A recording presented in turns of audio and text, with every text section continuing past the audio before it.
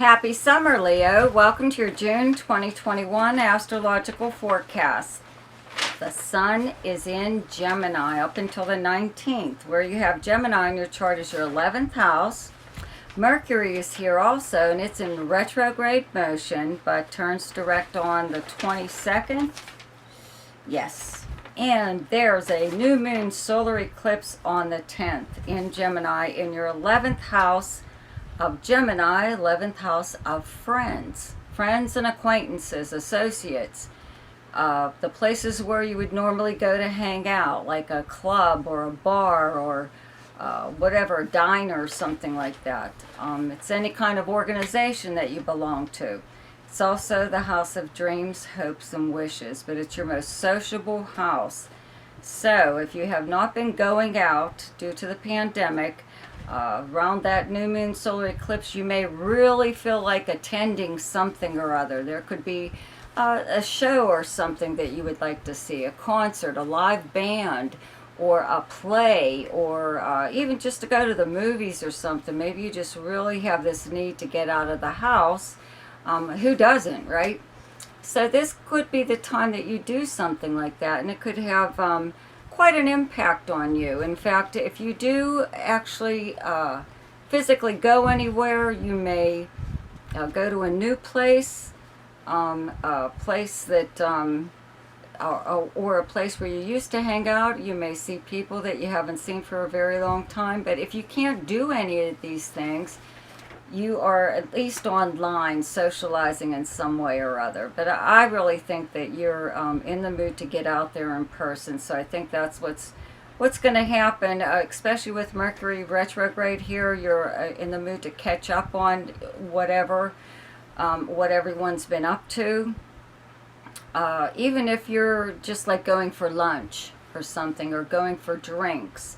Doesn't have to be like a very big deal, but it could be some kind of gathering that you're attending with your friends. Okay, if you do belong to any kind of organization, you could, find out some things right now with Mercury retrograde here. There's always a lot of things that kind of slip in there after you've already joined. They don't forget to tell you kind of a lot of stuff, like rules or something, regulations, or you're not allowed to do this and be part of this group, blah, blah, blah. So a lot of stuff like that comes out when Mercury's retrograde here. Also, you could, though, run into an old friend, somebody possibly from your past. You have a couple things going on here in your chart that kind of indicate people coming into your life again. So, it could be something like that, or you could learn something about one of your friends. You were wondering why you haven't heard from them. Where are they? Well, they moved away, or this or that. Something or other has changed within their life, and that's why they're not around anymore. Or you could even have some kind of conversation, especially around this new moon solar eclipse of the 10th, right? Yep, of the 10th. That kind of affects you in some way or other. It's a conversation you may play over and over again in your mind, okay? Either you find it hard to believe whatever someone has told you, or is saying to you, or saying about one of your friends, or you're just changing your mind almost in a way about one of your friends. Okay, or someone that you just know socially. You could just have like this aha moment, where it all comes together and you're thinking that you're wondering why you are friends with this person. There's nothing wrong with them, it's just that they're not really serving any kind of purpose in your life except to take up your time. So, Mars is in Cancer up until like the 10th, but from the 11th on, Mars moves into your first house, into Leo. But the month starts off with Venus in Cancer. till like the 26th, and on the 27th Venus moves into Leo. So at the very beginning, though, up until like the 10th, you have Venus and Mars traveling together in Cancer in your 12th house. That's where you have the sign of Cancer.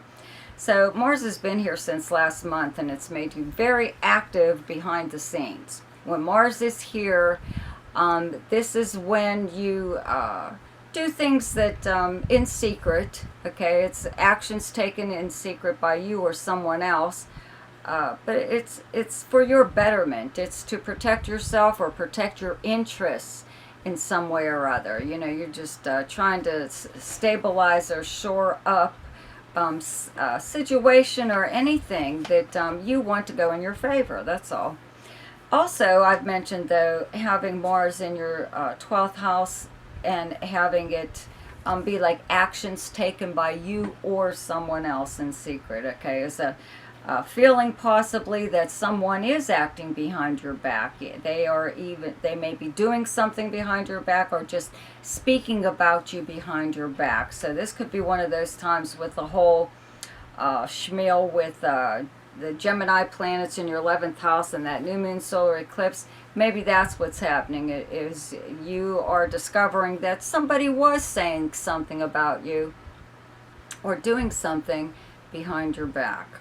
Okay, having Venus here, though, from the 2nd on, and the Sun will actually be here from the 20th on. Okay, so you've still got an active 12th house of secrets happening here. But if things become more pleasant.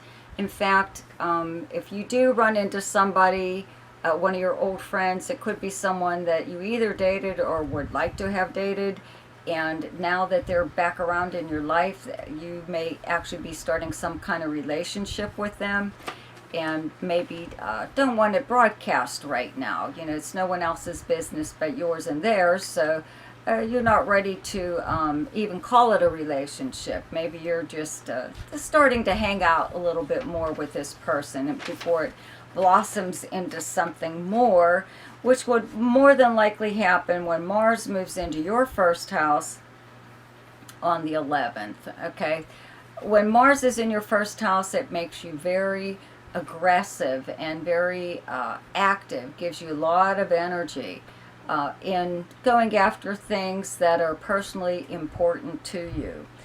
This is anywhere in your life. Okay, if you are putting up with anything, no matter what it is, this planet comes along to make corrections. That's what it helps you do. It's the ego planet. Okay, it's the me first. Me.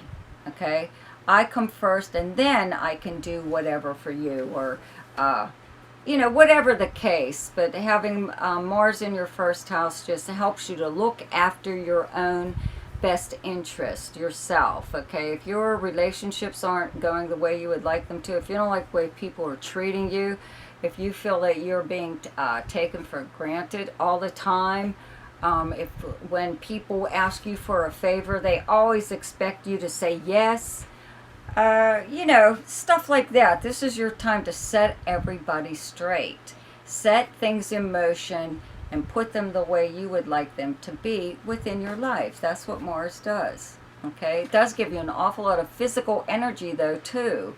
So you might actually take up some kind of physical exercise or do something to like release some of that energy.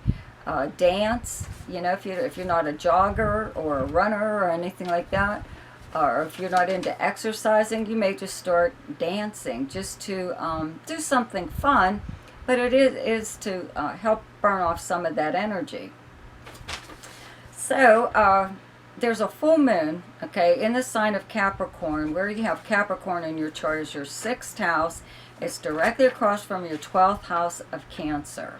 Okay, so you know, your 6th house is your house of the workplace and your co-workers, the kind of work that you do even.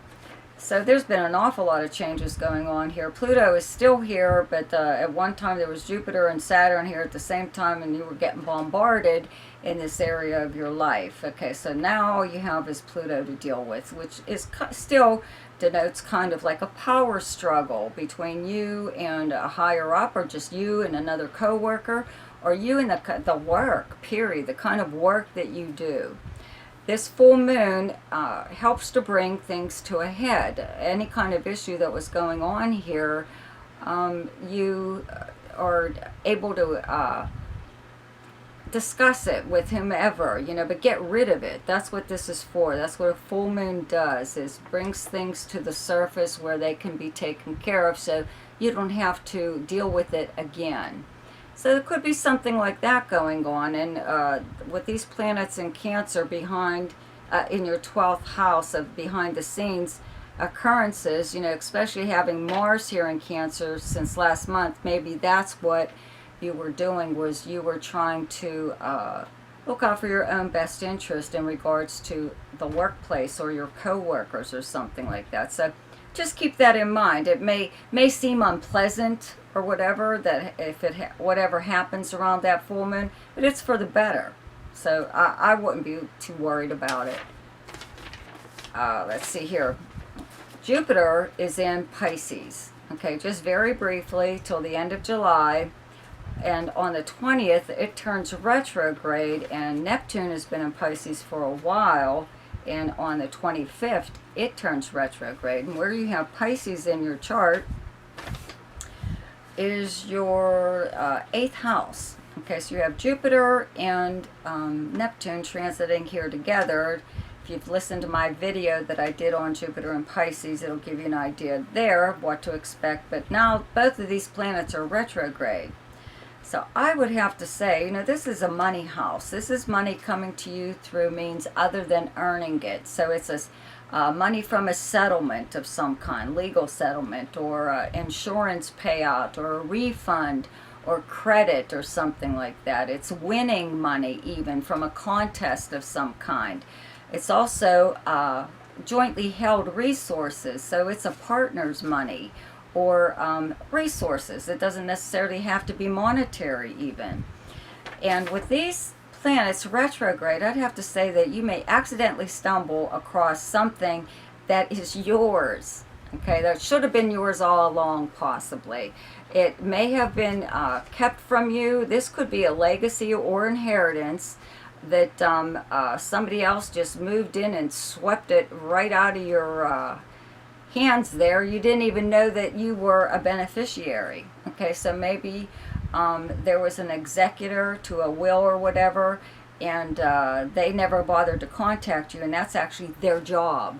Okay, so or you could find out that you're not getting the best deal, let's say from your bank or credit card company, that they have possibly been billing you incorrectly even, and they owe you all this money back. Or you're part of, you didn't even know, but you're part of some kind of class action suit, and you could receive even a check in the mail. It might not be that much, but